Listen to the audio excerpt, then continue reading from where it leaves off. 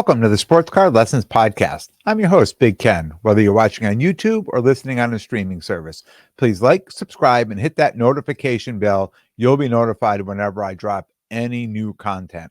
Welcome. Thanks for being here. Happy Hump Day. Another sunny and 75-degree day here in Connecticut. Very unusual for November, but we'll take it. I'll take as many of these days as I can.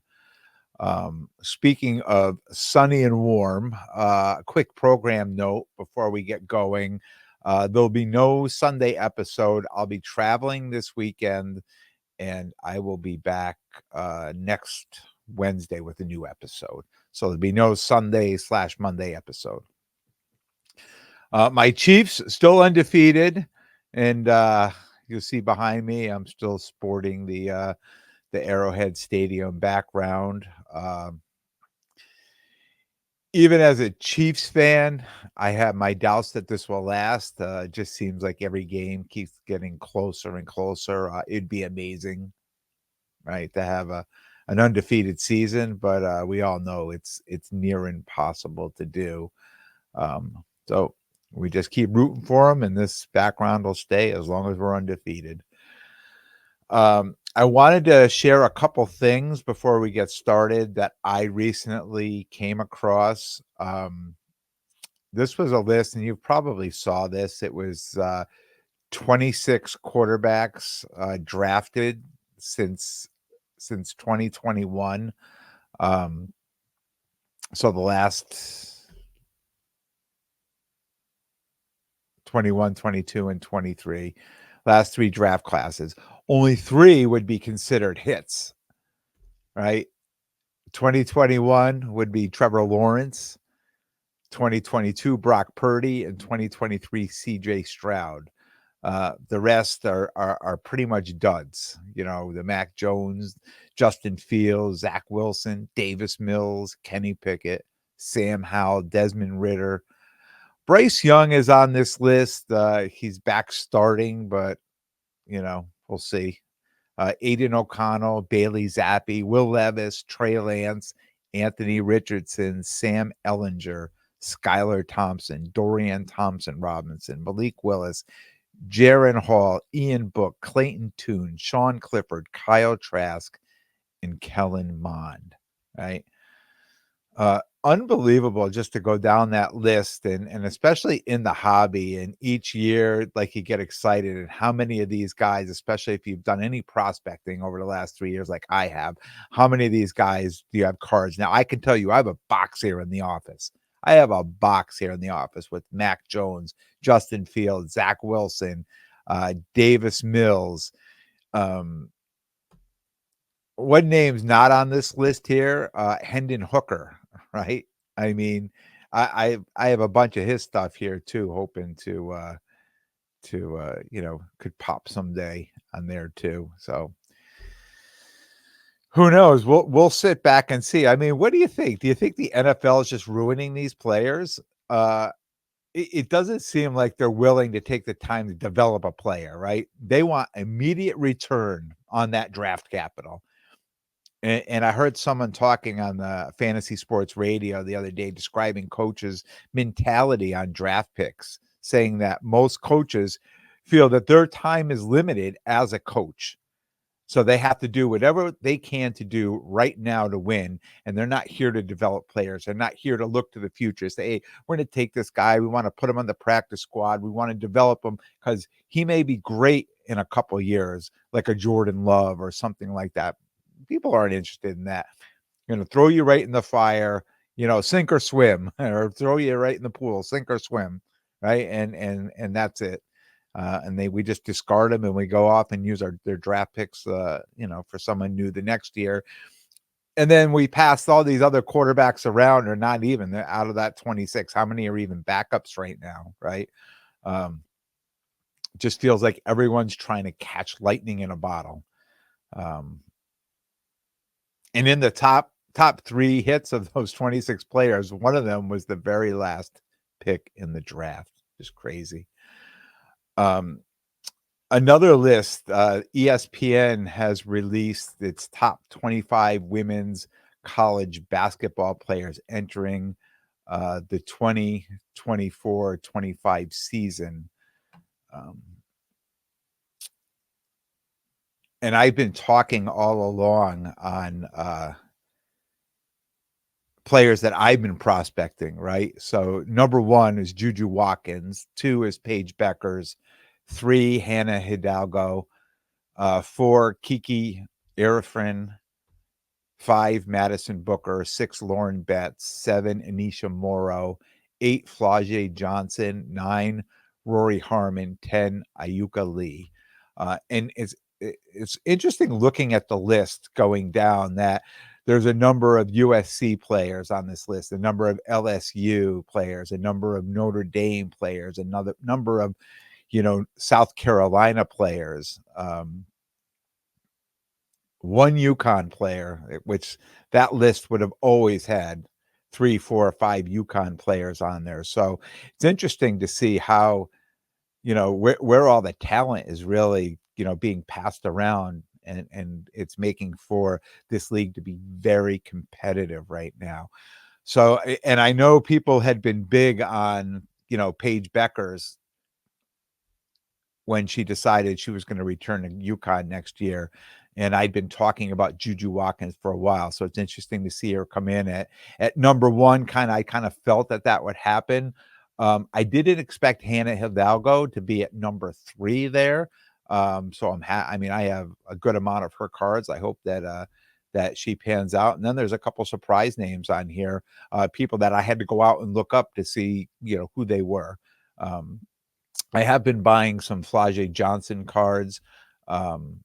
She was Angel Reese's, with her last year at LSU. And they also did, I can't think of the name of it offhand. There was the NIL deal. They had a little documentary. I think it was on Netflix, one of them.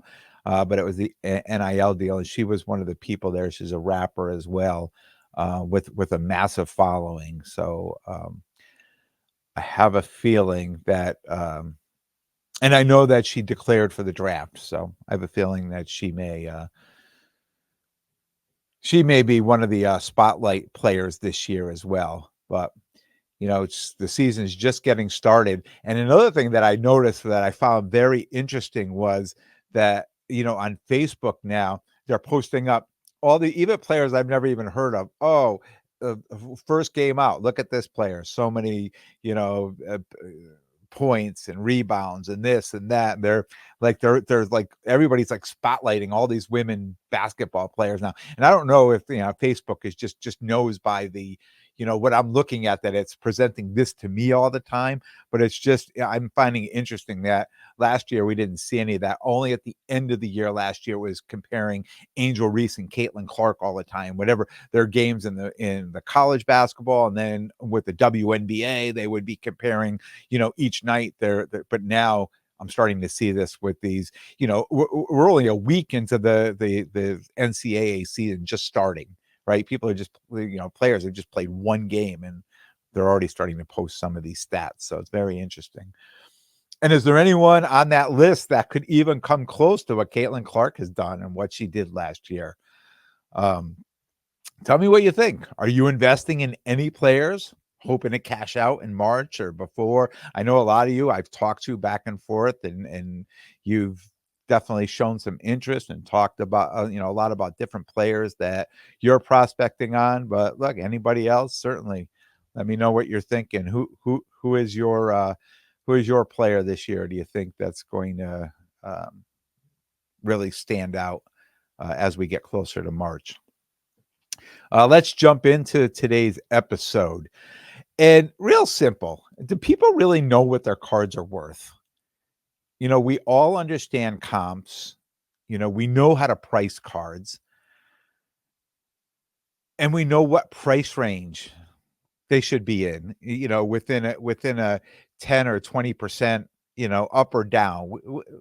We know the range they should be in. But what happens when we go to the show and we see cards priced? I talked last week about, a lot of the cards being overpriced at the Shriners show.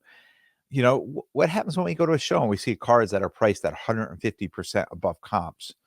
Or we go to eBay and we see cards priced at 250 or 300% over comps on there. I'm pretty sure every card on Veriswap is priced way over comps, and they refer to it as trade value. Um,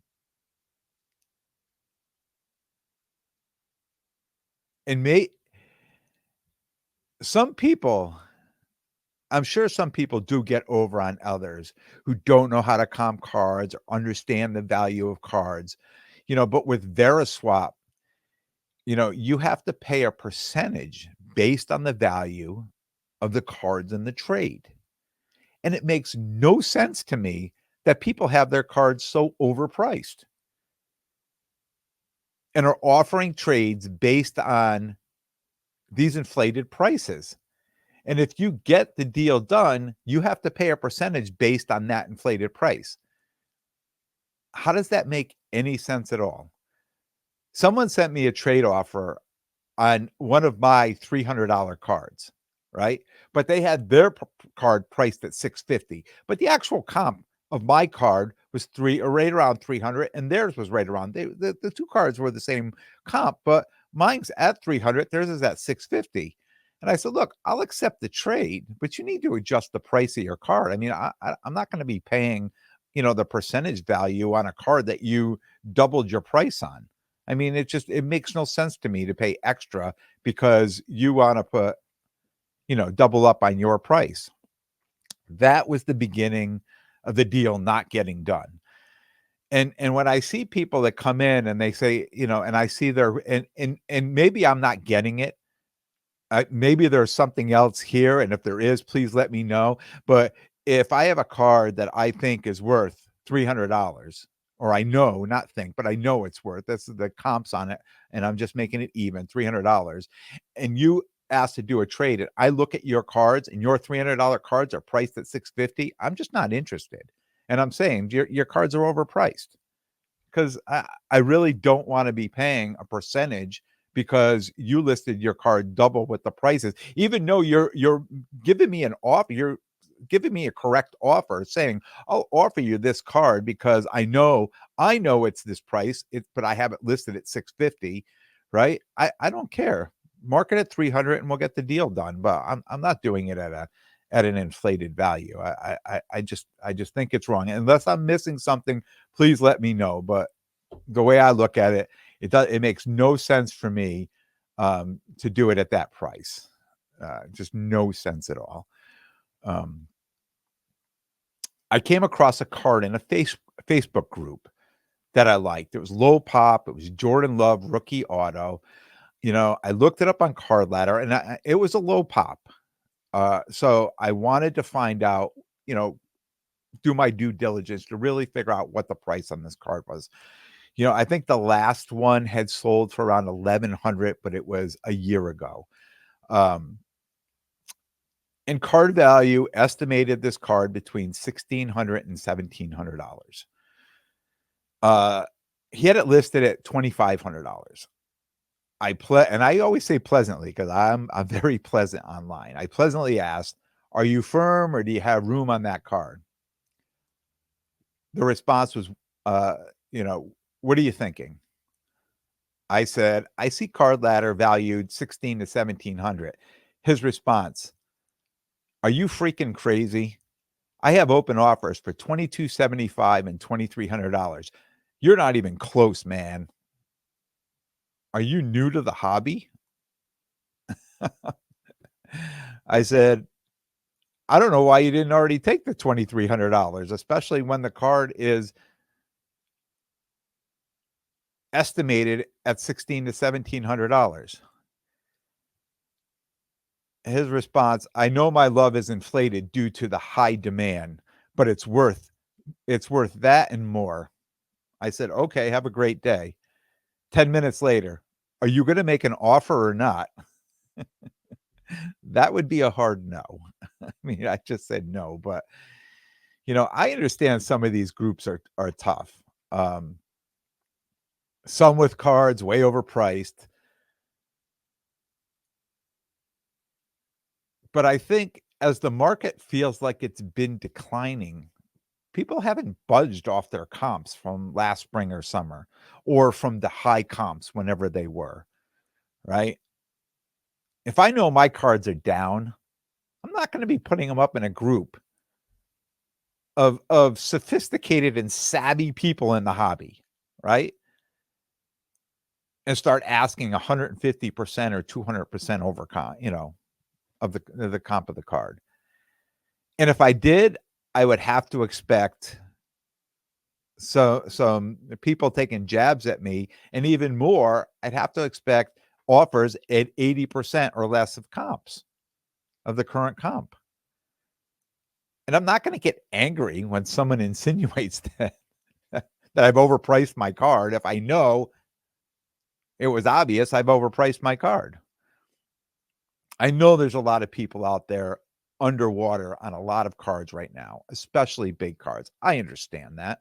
I have one myself that I'm sitting on, and I'm hoping for the best. But I'm always open to offers or a trade or anything that could make sense on that card, right? I'm not bitter that, hey, I bought this card and now, it's not that I'm underwater. It's not the value that it is. Yeah, I guess that is under. What am I saying? It is underwater. You know, I took the card in trade anyways, but it's not at the value that I expected to sell it at, right?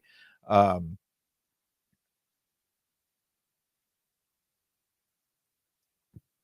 but it's up to me what I'm going to do with it, and it's up to me how I act and react when I'm talking about this card, right? If I didn't make a good decision on the card, that's on me. I'm not going to start saying to other people, you don't know what you're talking about. Are you crazy? This card. No, I'm not going to be like that. Like, look, I understand. I'm going to be honest. I understand. I'm into this card more than probably what it's worth, but I'm not going to take a bath on it. I'd rather just hold the card. I mean, it's not like it's a bad card, right? It's a great card, and I'm going to say this about any card because any card you actually buy, it wouldn't have been a card I bought for my PC. It was a card I bought for a flip, right? But we've all been there. We all have those cards.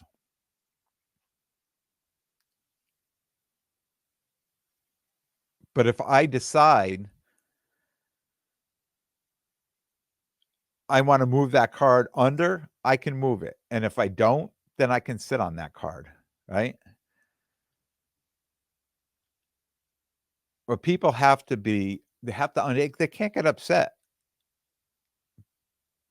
People can't get upset if you're stating the obvious, right? Hey man, you're asking $2,500 on a card that really is valued at $1,600 to $1,700. Okay, I appreciate you looking, right? Thanks for checking out my card. Not, are you crazy? Are you new here? And I feel like I've just been running into some angry people lately in these groups, on Veriswap and in Facebook, even on eBay. I, I've got 90 something cards for sale on eBay, and I get a lot of stuff. A lot of stuff comes back and forth, and I find it comical. I find it comical because people are melting down sometimes on the other end, and I don't know how they went from 0 to 125 so quickly. But this one card, this happened this week. I have a 2011 Topps American Pie. It's a Hot Wheels card. It's PSA 10. It's a Pop 1. Um, so instead of making an offer, I get a message from this guy. And it starts out, "You're overpriced. I could buy this card for $2 raw and grade it myself and get a 10. But I like the idea it's a Pop 1. I'd like to keep it a Pop 1. So sell me this card for 80% off the asking price. I'm doing you a favor." He's doing me a favor. My response, "Feel free to make an offer." His response, "Tell me what your max is first." My response, "Feel free to make an offer." Forget it, man. I'm going to buy 5 $2 cards. I'm going to get all 10s and I'm ruining your Pop 1. Have a great weekend. I mean, how did we get there? How did we go from I mean, this guy started angry and left angry, right? There was no we started off on a good level and we tried to negotiate a little. And this guy just started at 120 and just kept the pedal to the metal on that. Um I know it's expected, especially on eBay. I know on eBay, trust me, I get some of my humor of the week comes from, the eBay messages I get and the things that happen on eBay, what cards I have for sale. So I know to expect it there. Um, and sometimes in the Facebook groups too. Look, I do women's soccer, right? And if there's the women's soccer people out there listening, I mean, that's probably one of the toughest groups in all of Facebook. I mean, they're very down to the penny at they know the exact prices. And the thing is, there's not a lot of, comparable comps on a lot of cards, but they're you could get beat up real quick. If you put cards up for sale and your prices are 10% or 15% over comps, you can get beat up very quickly in that group. So I'm no stranger, to tough groups on Facebook. Um, but lately, I just feel people are just getting a little angry, right? I said to one guy in the Facebook group, "Hey, man, it's a hobby. It's supposed to be fun. Relax." That didn't go over well. uh, and then you can go right to the complete opposite, right? I talked a little bit about the negative, right? Huge positive this week in a Facebook group. Probably my best positive not in a group, but on Facebook to date in the hobby. I found this. I'm going to hold this card up. It's a Juju Watkins Superfly, gold numbered to 50. It's the McDonald's All-American card. I'm just going to hold that up. It's a great card. I saw some listed on eBay. And I found this on the Facebook Marketplace. The seller had it listed for $150. Uh, I asked best he could do, ship to Connecticut. His response came back pretty quick. 135 shipped, perfect. I paid him. He sent me tracking, and I was telling somebody else about this, and they're like, "Oh, get tracking, because they're never going to send it, right?" Because I know I saw a couple of these cards sold on eBay for over $300 each raw, right? And this card is raw as well. Easiest deal I've done on Facebook Marketplace. And the card showed up super fast shipping. Showed up. I bought it on a Thursday, and I had it Monday, right? So faster shipping than some eBay stuff that I do, and way faster than Whatnot. I talked.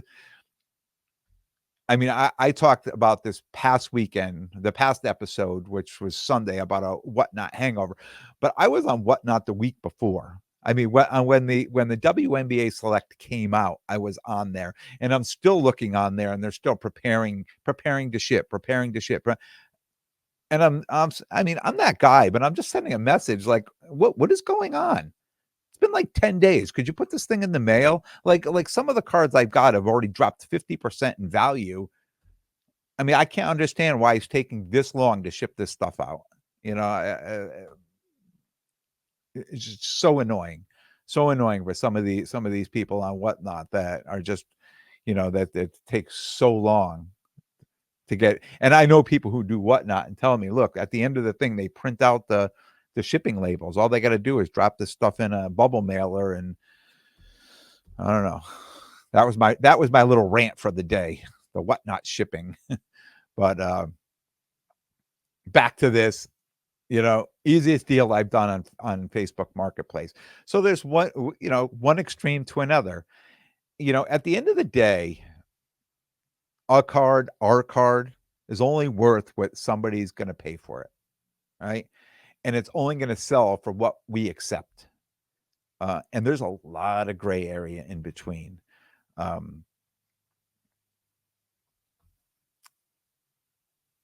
And the hobby has given us some decent tools.